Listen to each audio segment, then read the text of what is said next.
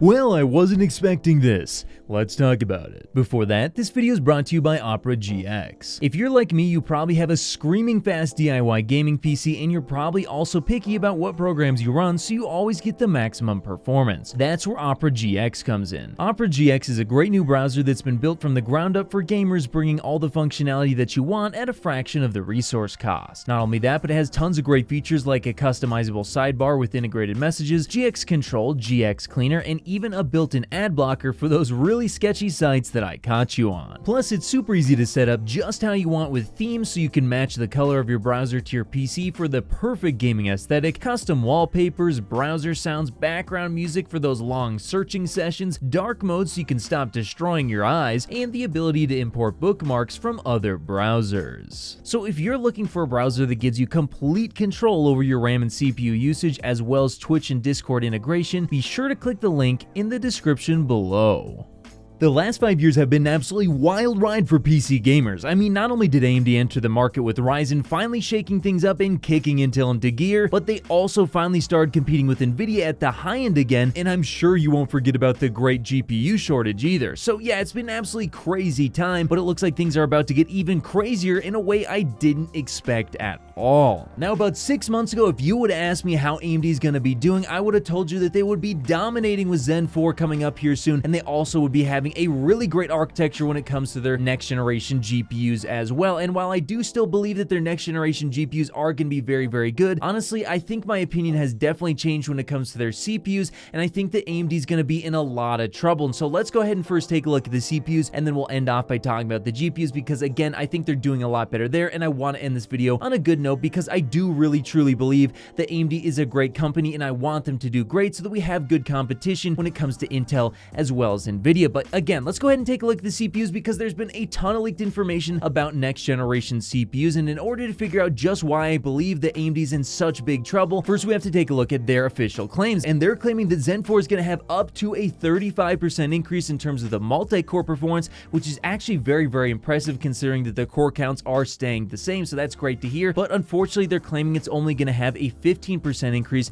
in terms of its single-threaded performance. Now, there have been some talks of sandbagging, and while personally I don't believe that AMD is going to give you too much more than 15%, I guess it is technically possible that you could see maybe a little bit more than that, so maybe 20% or maybe even as high as 25% more performance when it comes to gaming. And even if that is the case, guys, even though 25% does sound very, very good, honestly, I still think it's not going to be enough, and here's why. So not only is the 13th generation going to be coming out just after Zen 4 and is going to bring even more performance than Alder Lake, and we will talk about the 13th generation and some of those leaks in just a minute here, but first we have to take a look at Alder Lake, because honestly, guys, even though Alder Lake in a lot of the benchmarks was showing as being ahead of Zen 3 already, I do think that a lot of the benchmarks that were shown did show some GPU bottlenecking and could have been done just a little bit better to show just how much faster Alder Lake truly is, because honestly, guys, I do believe that Alder Lake is a lot faster than many people currently believe. And in order to prove that, I'm going to be taking a look at this graph here, which shows the performance of Alder Lake versus Zen 3 when it comes to Cyberpunk 2077 at 1080p with high settings and 50% scaling on the resolution. And that's actually very, very important, because at 1080p, normally these CPUs would be bottlenecked by the GPU, so you do definitely have to use DLSS in order to figure out just how much faster the CPUs truly are. Now, this benchmark comes from the Good Old Gamer, and he's going to have a whole suite of various different games he's going to be going over next week, comparing Alder Lake to Zen 3 with absolutely zero bottlenecking, just to show how much faster it is. But this is the only one I'm going to show to you guys now, and make sure you subscribe to him if you want to see the rest. But taking a look here, we can see that, well, the Ryzen 5 5600 in terms of its stock performance is getting 135 frames per second on average and 84 frames per second for its 1% low. Now, if we take that information and we compare it to the 12600K, well, the Good Old Gamer is actually getting 162 frames per second and 110 frames per second on the 1% low. And that actually means that on average, the 12600K is actually 20% faster than the 5600 in this game. And in terms of the 1% low, it's actually 31% faster faster. And guys, I think you're going to be surprised by just how many games are going to show similar or possibly even greater performance increases when you take a look at Alder Lake versus Zen 3. But now let's go ahead and take a look at the overclocked results. As we can see here, the 5600 is actually able to get 168 frames per second on average, which is a pretty decent increase, and 111 frames per second on its 1% lows. Now, if we compare that to the 12600K overclocked, that actually gets 199 frames per second on average and 137 frames per second on the 1% low, which means that it is still 18% faster on average, and the 1% low is 23% faster. Now, I want to stress to you guys just how important the 1% lows are, because yes, average frames, that's a good way of showing, just how fast the CPU can be, but realistically, you should be taking a look at the 1% lows, because that's going to be a better indicator of the type of experience you're going to have. Because if the CPU gives you 200 frames per second on average, but has a 1% low of like 5 frames per second, it's going to be a terrible CPU to game on. So yes, the 1% lows are much more important. And as you saw here, it was 31% faster stock versus stock. Now, that's absolutely insane. So if you take a look at the claims for Zen 4, if it's only going to be 15% faster, that's nowhere near close enough to make up gaps in games like this. Now, even if it's 25% faster, that's still not going to be enough stock versus stock. Now, maybe with overclocking, Zen 4 will be able to overtake Alder Lake, but again, guys, a lot of the games that you're going to see here that the good old gamer has been testing with no GPU bottleneck show very high percentage gains over Zen 3, and a lot of different reviews just weren't showing that because they were GPU bottleneck. So I do truly believe that Zen 4 is going to have to bring a lot more than even 20 or 25% in order to have a convincing victory over Alder Lake, let alone Raptor Lake. I think you're going to need to see, 35-40% gains in terms of gaming performance if Zen 4 is truly going to bring the victory. And that's not a good thing for AMD. And speaking of Raptor Lake, there's been some recent benchmark leaks over on the website Bilibili of an engineering sample 13600K. Now, the 13600K is going to be a replacement for the 12600K, which can currently be found for $263 over on Newegg. So this is going to be a very affordable processor, and to my surprise, this thing, which has 6 P cores and 8 E cores for a total of 20 threads, was actually able to beat the Cinebench performance of a 5900X in Cinebench R23 multi-core performance. Now, that's very impressive stuff, as the 5900X is one of the highest end Zen 3 CPUs currently available and one of the best multi-core CPUs on the market. And again, this is a mid-range CPU that's going to be coming out from Intel, so that's very impressive. And even if Zen 4 is able to get you that 35% more multi-core performance over Zen 3, even a 7800X 8-core CPU is still going to be behind the 13600K, and it's also likely going to cost more money. So I do truly believe that if Zen 4 is going to be a good architecture, AMD really does need to cut the prices, because they're also going to be locked into DDR5. On the 13th generation, you're still going to be able to use DDR4, which is a lot less expensive. So in terms of the cost of performance, in terms of multi-core performance, I believe that Zen 4 is going to stack up very poorly to the 13th generation, who's going to have very good multi-core performance and is going to be very affordable as long as the processors themselves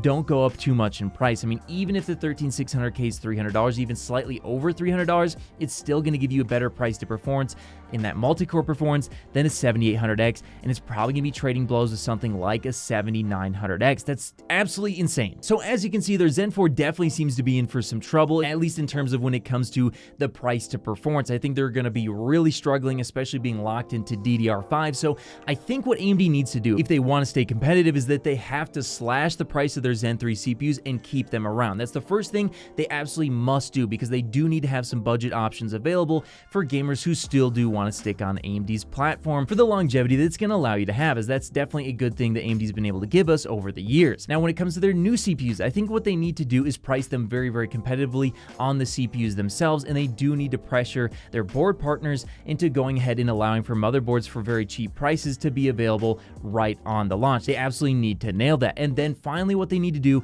is bring out their 3D variants of the Zen 4 processors basically right away. If they don't do all these things, Zen 4 is going to absolutely flop on its launch. It's going to look really bad, and the price to performance just simply isn't going to be good enough. So if there's anyone at AMD watching, hopefully that's the case, please take those notes into mind so you can continue to stay competitive with Intel, because I really don't want to see you guys falling behind and be stuck in another situation where Intel's giving us very little gains for years upon years once again. But now let's go ahead and wrap this video up by quickly talking about the RDNA 3 next generation GPUs coming out from AMD, because honestly guys, they're still looking very good. Now, the last that we heard about the top end GPU that AMD is going to be producing, it was going to have 12,288 shaders, which is going to be a massive increase over the current 5,100 920 that we see on the 6900 XT. I also last heard that it was going to be probably at least double the amount of performance of the 6900 XT, and in terms of compute, it could actually be far more than double. So it's going to be an absolutely insane increase over the 6900 XT, and it's also going to probably give you 16 or 32 gigabytes of RAM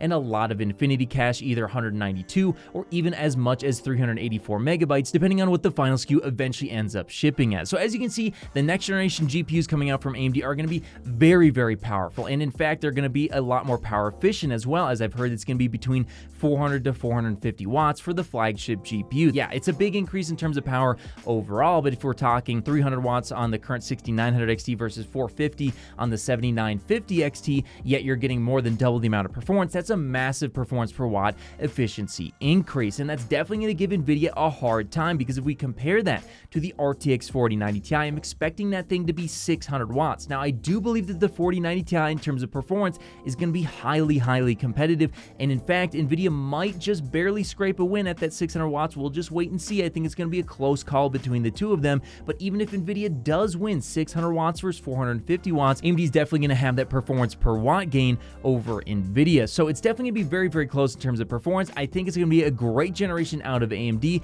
and if you're worried for AMD overall, yes, it's looking not so great on the CPU side right now, but if you're looking forward to their GPUs, I do think it's going to be their best generation yet. But hey, that's just what I think. How fast do you think AMD's next generation GPUs and CPUs are truly going to be? Let me know your guys' thoughts in the comments below, and of course, I'll see you in the next video. If you made it to the end of the video, be sure to drop a like. Every time you do so, AMD and NVIDIA release new GPUs. Also, if you want to see more, check out one of these related videos. You won't be disappointed.